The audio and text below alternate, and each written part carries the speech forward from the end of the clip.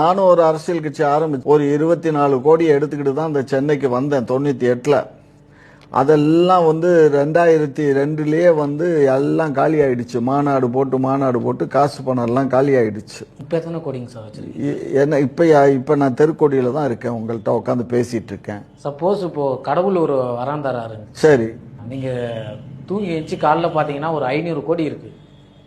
அது கடவுள் சும்மா ஒரு கற்பனையா, நிஜமா சரி சரி சரி, கற்பனையா ஒரு 500 கோடி சும்மா ஒரு குப்பை தொட்டியில கிடக்கு. அங்கே குப்பை போட போகிறப்போ ஒரு 500 கோடியை பார்த்துறீங்க. அதை நீங்கள் என்ன பண்ணுவீங்க? என்ன பண்ண போகிறேன்? 500 கோடி எடுத்தாக்க ஏழை எளிய மக்களுக்கு வீடு கட்டி தருன்னு ஒரு திட்டத்தை போட்டு, நான் ஏற்கனவே மத்திய அரசினுடைய பிரதமருடைய ஆவாஸ் யோஜனால இருக்கேன். அந்த ஏழை எளிய மக்களுக்கு வீடு கட்டி கொடுப்பேன். அவ்வளோதான். அப்போ அந்த 500 கோடியில் ₹1 கூட நீங்கள் உங்களுக்கு செலவு பண்ண எனக்குன்னு எடுத்துக்க மாட்டேன். அதுலேருந்து ஒரு சாயா கூட குடிக்க மாட்டேன். அதான் சார் தெரியுது, நீங்கள் தான் சார் உண்மையான அரசியல்வாதி.